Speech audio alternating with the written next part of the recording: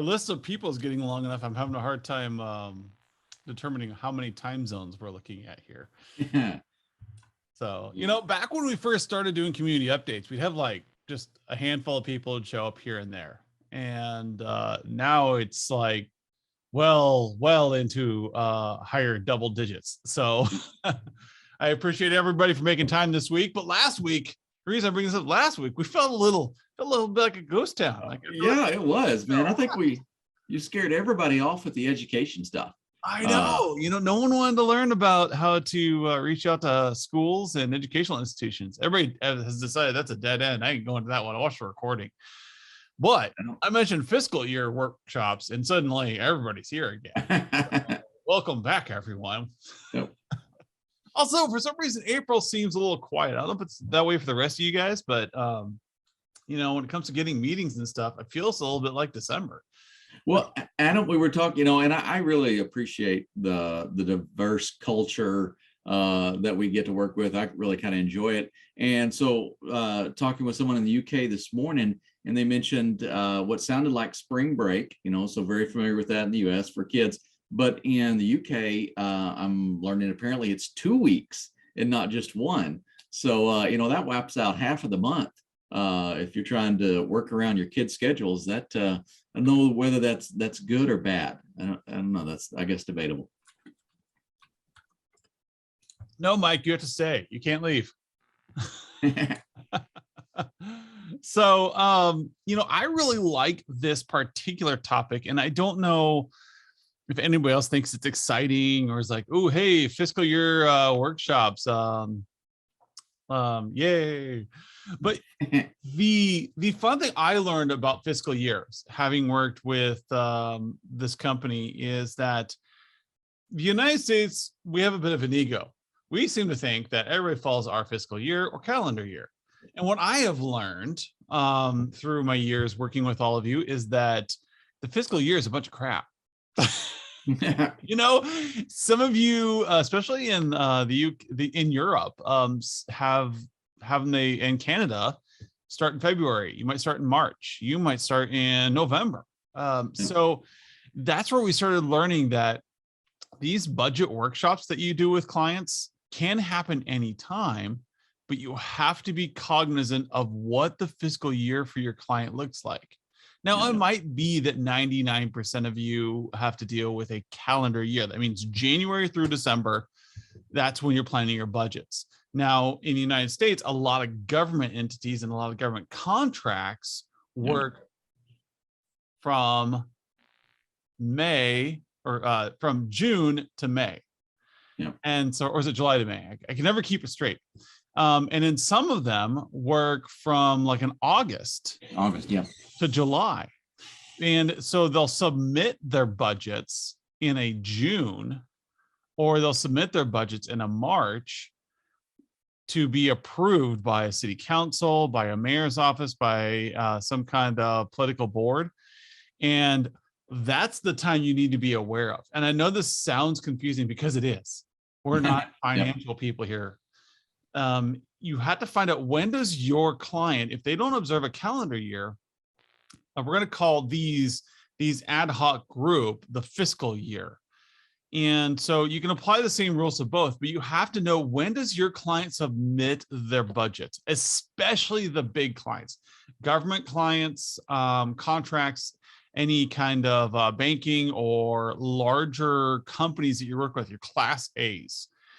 Clients, you want to know, when do they submit their budgets, because you want to push for their windows for requests. So Mike Giovanni's saying many federal are October 1st through September 30th.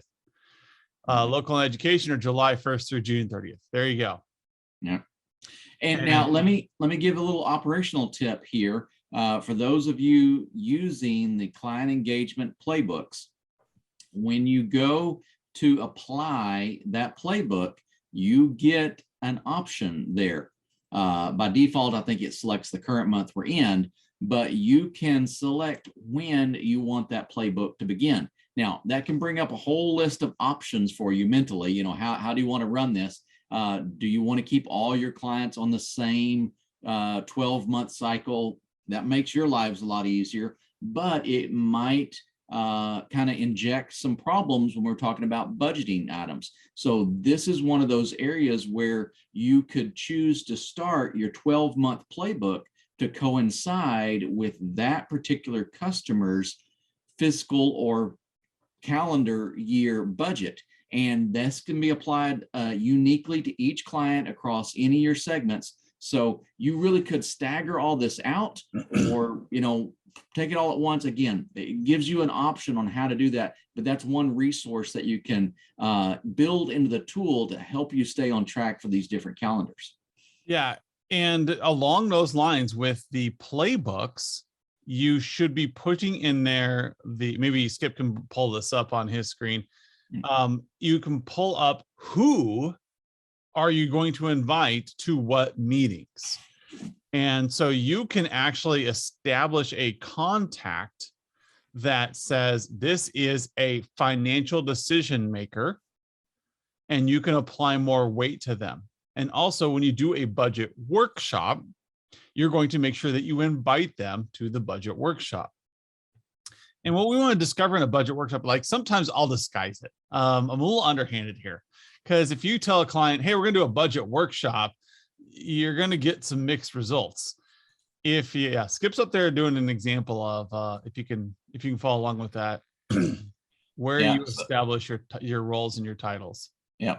And so this is, I'm in the playbook module here, and I'm looking at the all the plays that we're going to implement for our Class A ones here. And then for this one here, a strategy workshop, we can go in here and we can define this as a CEO sort of role. Or, for some clients, maybe we don't have an audience with the CEO. Maybe we only get the CFO and above. We need these top ones. But if you're going to have an IT strategy workshop and you select IT coordinator and I'm on the call with you, I'm going to go, all right, because you need to have someone responsible for setting strategy to have a strategy workshop.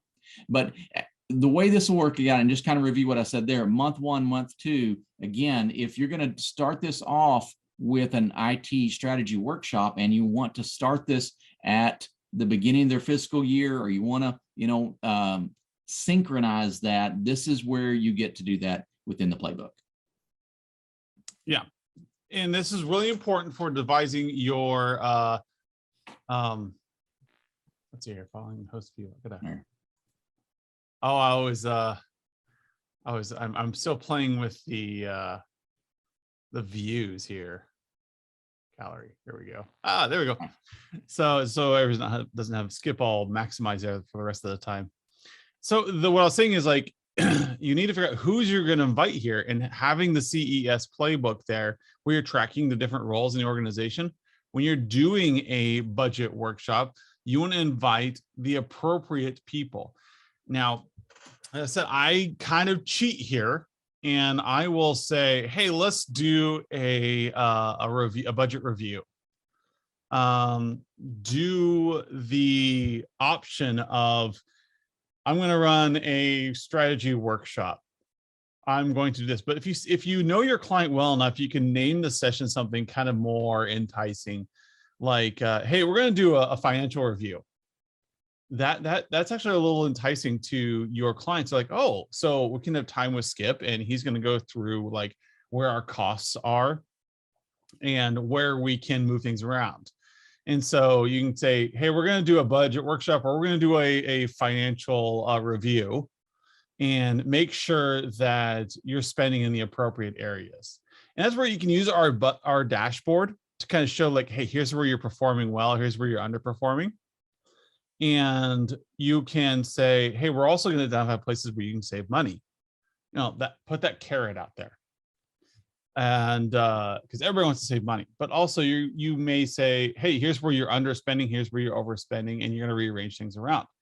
Those are some of the key activities you're going to have. So if you can get some decision makers in there for your clients, so in your client engagement activities, if you have identified who your decision makers are, make sure they come to this meeting, and entice them by using terms like, cost savings, or a budget alignment, or using some of these tricks so that they want to come. What kind of meeting would your CFO want to come to? What kind of meeting would your CEO want to come to?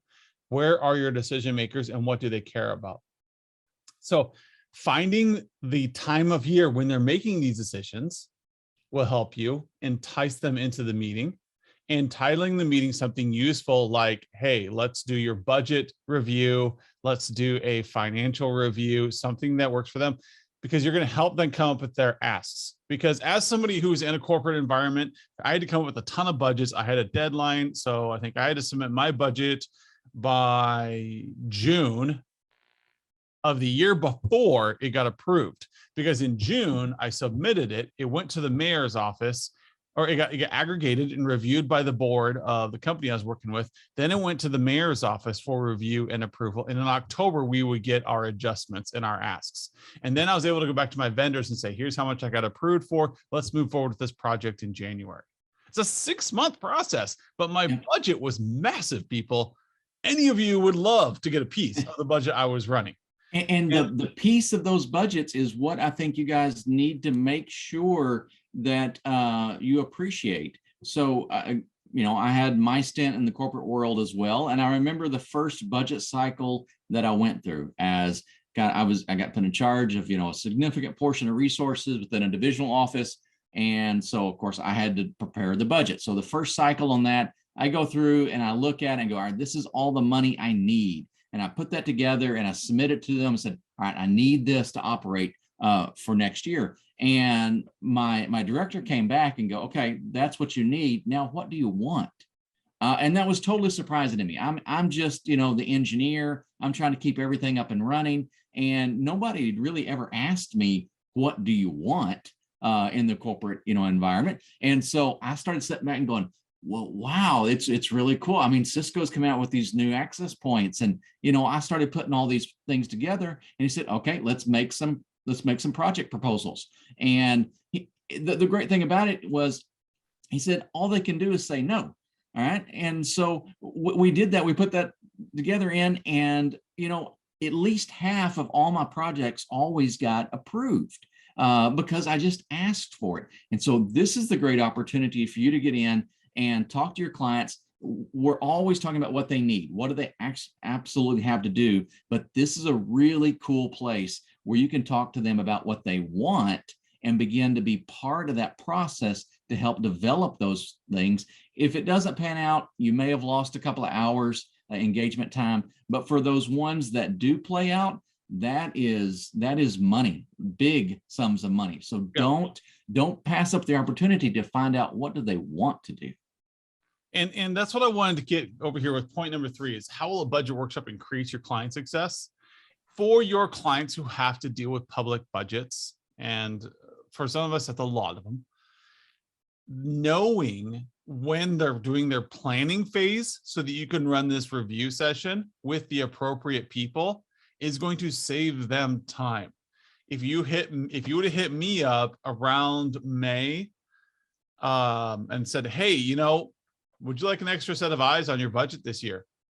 And I know what you're coming in for. You're going to want a piece of the pie. That's okay, because dang, I hate working with budgets. I really hate designing them out. But, coming in and saying, you guys have pretty much all expenses for IT going through you. You can be able to say, hey, let's work together and figure out a good 3-year roadmap.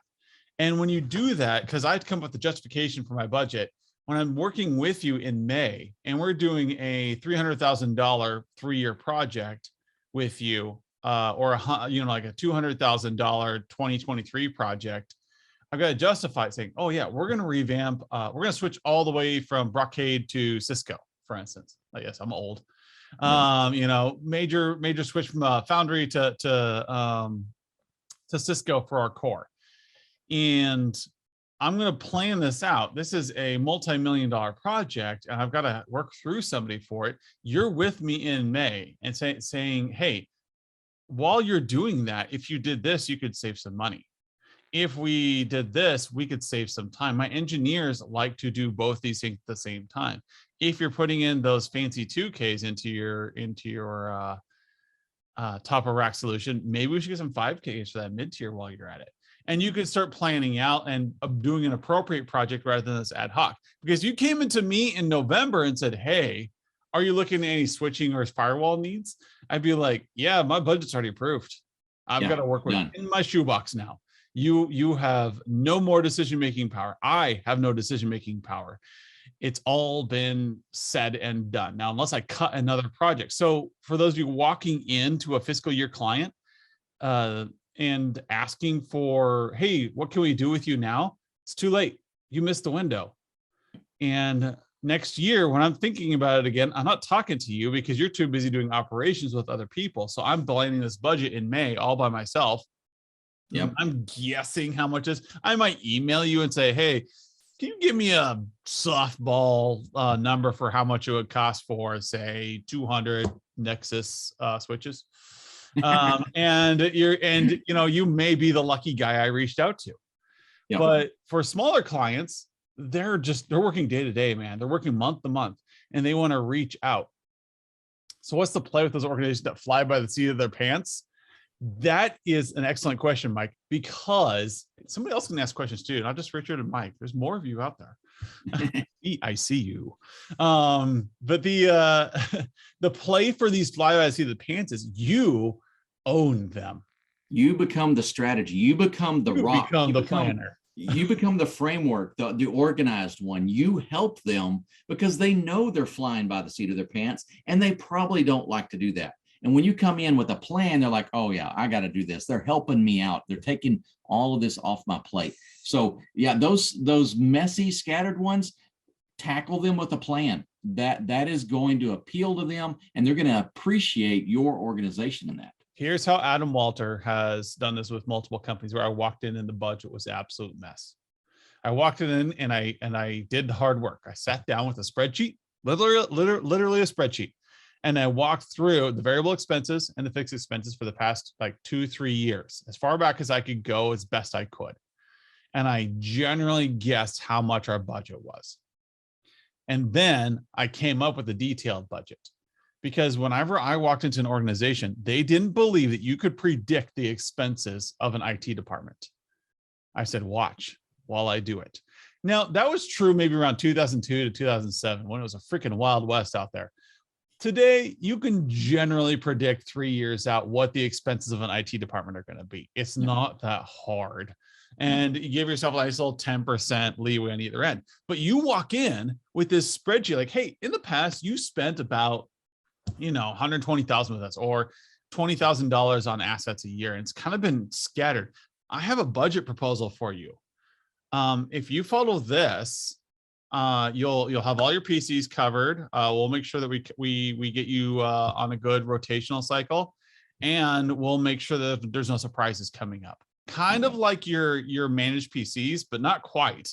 You're not making them jump that far. You're just saying, hey, we expect over the next 3 years for your budget to look like this. And you hand to those fly by the seat of the pants people, and they look at it and go, this is awesome. I look amazing. Because now you have solved a problem for them. They know they need to do this. They know they need to do this. And they just haven't, because they haven't had time. They're just like you. They're going job to job, and somebody hands them a budget, and all of a sudden they're like, you're my hero. Well, and your CFOs will love this little tip as well. So you look over what they've been spending, and you see all these huge spikes. They dropped 24 grand, all, they're rocking along, whatever. And then all of a sudden a $24,000 expense drops on them. Go back to them and say, hey, I noticed you've got a really sporadic IT spend cycle. How about we level that out? How about we flatten your expenditures here? And you'd be surprised how many CFOs don't really care about how much it costs. All right. Qualified statement, obviously. All right. But it's more about how much are they going to have to spend every month. And when you can take those expenses and level them out, all of a sudden they become much more, doable in their environments, and they're much more willing to buy into those projects without getting you down and trying to drill down, and get you to the very barest minimum that you can, when you just simply plan it out for them, like, oh yeah, $24,000, that was hard. That really hit our cash flow. But when you come in and say, hey, we're going to do this for the next cycle, and we're going to do it $2,000 a month, they're like, oh, that's easy enough. We can make that happen. So you can really kind of do yourselves a lot of favors here, especially with the ad hoc clients, and be the predictable one, be the planned and organized person for them. Yep. So those disorganized folk, they're ripe for the picking. They just don't even know. They're like the wet dream of any VCIO, because you walk in and when you have the plan, they're like, what? Yeah, that's great. And you can prove to them what their historical expenditures were, because they're buying through you anyways. And you can get rid of that sawtooth graph. I was just trying to pull up my example in here. I actually have a budget spreadsheet. If anybody wants an Excel formatted budget spreadsheet that tracks variable and fixed expenditures along with cost centers, I have one. We built it years ago. You didn't have to finish the sentence. We're already getting people saying yes. So you're going to have to make a list. Yeah. It's a nice handy tool. It's actually in Managed Services Platform, one of our sets. I should probably just publish it on our site as a free download. That would probably be good. Yep. It's a fantastic tool. It works. One of our employees, Crisco, put it together, and he was an Excel wizard. Gives you a nice graph. The exciting thing is I'm trying to get a bid from our developers to just include it in our software as part of Managed Services Platform. So imagine having you have the dashboard for talking about projects, and then you'll have a dashboard for talking about budgets. It's automatically designed out. So load in your asset list and whoop, done. The goal is you want to have the budget template. Shane doesn't get it. Everybody but Shane. It's a great one. Just send me an email, because Adam Walton will forget. I am the disorganized one. We just hired an admin assistant, and hopefully she'll get us in a nice organized fashion. But until then, send me an email. I will respond. I'll send back the Excel spreadsheet. And let's get back on task here. Is the important thing is you could take this Excel spreadsheet and you can put it in your strategic report in an iframe. It looks great. You can say, then when you meet with your client, and if you have the detailed analysis of their asset breakdown, their project breakdown, you can charge for that. You can charge for a budget workshop. You can say, hey, we'll come in and do an independent review. I worked with people with Managed Services Platform in the past where we charged like $3,000 for a budget audit. So somebody who's not your client, you can walk in and say, hey, we'll audit your existing expenses for you. Yeah, from an IT perspective. And there's great successes with this. I had one, a big banking client, and they needed to redo their entire WAN infrastructure, and they just went out to their current provider and said, hey, our speeds are really low. What's it going to cost to upgrade? It was AT&T, and AT&T came back with a proposal. Well, I got involved with that process early on, and I jumped in there and said, wait. Yeah, they're going to charge you for this, and this will work, but we can do this totally different and totally better. And so by getting involved in that process early on, we were able to take what was expenses outside of our area, because this was a whole managed solution. I got us inserted, and we didn't really make a ton of money off this. We sold some additional stuff. We sold some additional services in there, but more than anything, I was able to help this bank get a much, much better service through their same provider. And they saw me as the hero on that, rather than just taking whatever the AT&T rep said, hey, you need this. So be a part of those successes, even though it might not be money coming directly or entirely through your bank account. Yeah, so I want to run back through. I had 4 questions this week that I want to make sure that we answered for you. Who should you invite to a budget workshop? You should invite any decision makers you can. If it's a small company, you're going to invite your point of contact and see if they can't invite their CEO with them. Say, hey, look, Shane is going to run a budget review for us, or a financial review for us, to see how we're spending our cash. and answer any questions we have. So we can see, do we need to spend more? Are we getting behind? Where can we save some money? How can we stop these spikes? And, identify problems, like stop the spikes in your budget. Look for opportunities to save money, because sometimes people are spending too much money on man hours, and so we call that technical debt. So hey, we have this one server, I love fixing it because you guys pay me lots of money to fix it, 167 an hour, blah blah blah, but I have other customers I need to serve. I would love to just replace this server so it's running smoothly. So I'll talk about technology debt as one of your aspects of your workshop. We're going to identify places you can save money, identify technology debt, that's some bad assets that they have, and you're going to look for opportunities for growth. And then the key activities of a budget workshop, again, looking at where they're overspending, looking at what their history of spend is going to be, and what their projected spend is going to be. Those three things are huge helps. You're also going to want to ask, one of the activities of the budget workshop is asking them about their financial year. When do they need to have their budgets complete and submitted to the appropriate personnel? And when does their budget start? This also helps you get them depreciation schedules for assets. There's a whole bunch of fancy words in there. So this video will be recorded and put on YouTube so you can watch it over and over again for all these terms. You can apply depreciation. How long until they have to replace this asset they buy? How long, when should they get ready to repurchase things or refresh things? Those are helpful when you know what their financial year is. You can say, hey, I'll take this off your hands for you. You can charge for that. Even say, hey, we'll fully manage your budget, submit a budget for you to review and approve of every year for X dollars. I used to say, if you want to fully manage a large workshops budget, it's 4 hours a month. There you go. How will a budget workshop increase your client success? You'll know when to pitch them appropriate projects. No more of this walk in like, oh, we don't have any money for that this year. That is no longer an excuse. When you run budget workshops, financial reviews, it's a matter of when can you afford this? And you're going to be planning out 3 years. Oh, so it doesn't work for 2023. Let's see if we can't get in 2024. And then it becomes a maybe. Yep. And so you would be surprised how often those get moved up in the time frame. And first to the plate is the first to get paid. That's a good phrase for you. First to the plate is first to get served, however you want to put it.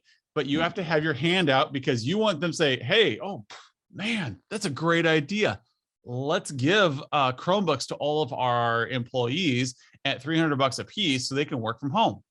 That's better than spending $1,500 a laptop. It's fantastic. And they last 5 years. Sweet. These are things you can do. And you're first to the plate. That might be not something for 2023. It might be for 2024. So that's a long play. You put it on your budget schedule. And then in 2024, you sound like you have a $50,000 project that you prepped. They've already approved it. They're ready to go. And the cool thing about government is once a project's been approved, it's pretty much impossible to stop. Yes. And that's the dirty secret behind working with federal budgets is once it's been approved, they're going to spend every dime. Yes. They will spend. Regardless of if you are there or not, that money is going to get spent on those Chromebooks. And you guys may have heard this. And so let me just reiterate this from a former government employee. When it comes down to the budget, they really, really do. And this applies to corporate as well. But I know for government, firsthand experience and several government agencies as well, if they don't spend it, they have a harder time asking for that amount next year. So it is in their interest to spend every penny in that budget. So don't bend over backwards, or don't break yourself in half trying to save $1 here or there to come in, way under budget. You have the flexibility to go in and hit those numbers and make the margins that you set out to from the beginning, without worrying about some cost cuts there at the last minute. We have a bunch of you from multiple countries saying the exact same thing right now. Use it or lose it. Yep, that's it. All governments. And the thing is, you never reduce expenditures because, Why would you ever cut back a budget? Once you're in with a fiscal customer, you can say, well, in 2018, you spent this. And you just say 10% increase every year. That's a natural budget increase. Some do 5 and 10%. Look at inflation. This year, inflation is huge. Technology is more Everybody's and more expecting to important. spend more this year. Yep. So you use that and you say, hey, inflation's at 7.5%. I'm increasing your budget by 7.5% for 2023. And then you commit to that, and then your client commits to that. And then now in 2023, you're better off. So how will a budget increase your client success? It'll set expectations and you'll hold to it. So next year walking into 2023, you know how much your client's going to spend.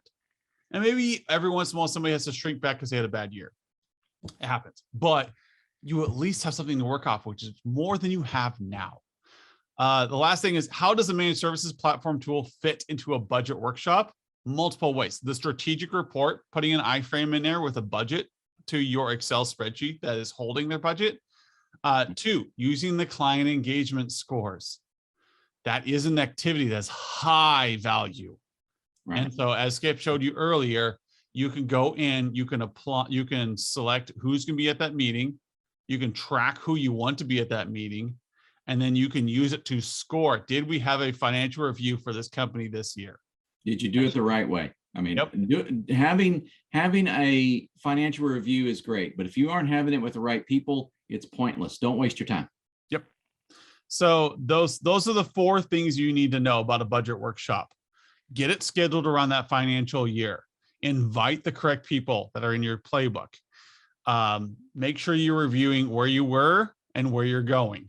I'll boil it down even farther, and make sure you're having it at the right time. How will it increase your client success? Setting expectations, and you're going to look like a hero because you have a plan. And if your client doesn't have a plan, they're flying by the seat of the pants, they're going to rely on you. You're going to become a cornerstone strategy decision maker. I get that question from you guys all the time. How do I become a great strategic partner? Have a plan. And then finally, use the managed services platform to track the budget. Put the budget in an iframe in your strategic report. That way, next year, when you copy that report over, you know to run. Did you run a budget review this year? Make it one of your questions on a quarter. Did you do a quarterly review? Make sure it's in your roadmap so that every 3rd quarter of every year, you're walking into this client as a planned activity. To do this with the client. Make it an activity to review that section of the strategic report. And your clients are going to appreciate that. They're going to see that you're organized, that you're not just, answering the phone and fixing things that are broke, that you actually have a plan to work them through. Yeah, people are attracted to plans. They are. They really are. They like to see us when we're organized. Now, let me leave everyone with this final thought. We talked about make sure we get the right resource from our client side. I want you to think about the resource from your side. So we're talking budgeting, that tends to fall under the sales umbrella. I consider myself at best a mediocre salesman. And I've worked with, a lot of really, really great salesmen, the type of people who could make a fortune selling refrigerators to Eskimos, those kind of people. And so I feel very underqualified in a lot of these traditional sales engagements, but these budgeting workshops aren't necessarily a sales engagement. If you'll think about it a little bit differently, what you're really wanting to do is just help your clients. And this may be a great opportunity to send those team leads or those lead engineers in because they have the ideas. They have seen what's going on in the environment. They kind of know what's possible. And now we're really talking about what do they want? What's this organization trying to do? And in these meetings, we're not necessarily selling them anything. We're just talking about the possibilities of how they're going to spend their money going forward. And so you can bring in some really, really talented technical people into these engagements, and they can engage and really uncover what is possible with these organizations. And then you bring in the salesman to close the deal. So make sure that you're getting your entire team involved in this. It doesn't necessarily need to be all on one person. There's some great, and again, it goes back to relationships. A lot of times, some of your lead engineers carry the relationship in these organizations. And by sending this person in, they trust them. they know they talk to these people maybe every week. And so as you walk through these wants and what they're trying to do, they're going to feel a connection. And again, we kind of get the sales element out of it, and we just focus on what they need. We'll figure out how to sell it and the payments and all later, but uncover this to start with, and that'll make the entire sales process go much, much faster. Yeah. Yeah. And the last pro tip you have is, this is something that if they're not your existing client, you can use this as a lead in. Absolutely. Go and say, hey, we will audit your existing MSP for $3,000. Just throw a number out there. If you happen to become our client, we'll waive that fee. There you go. So, all right. I really do like this topic a lot.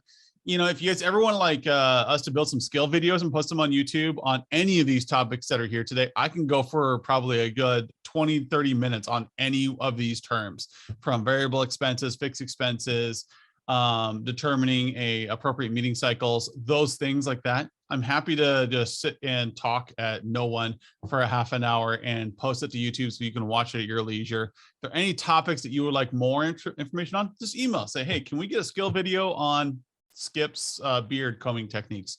Whatever it is, let's go ahead and send those to us and we'll get it. I see a number of you have emailed me about the budget spreadsheet. I will go ahead and respond back to you here within the next 20 minutes while I'm waiting for this video to render. And next week, we're going to be talking about, we're in the service quarter. So we actually need to we need to classify our clients A, B, and C. That's next week. So Skip's going to be running that show probably. All right. And then the week after, we will finally talk through service audits, because you can't talk about how you're going to serve your clients until you know who your clients are. So at this point in time, you should have audited the infrastructure. And now you can say, how big are they? And you'll be able to say, what services do they need?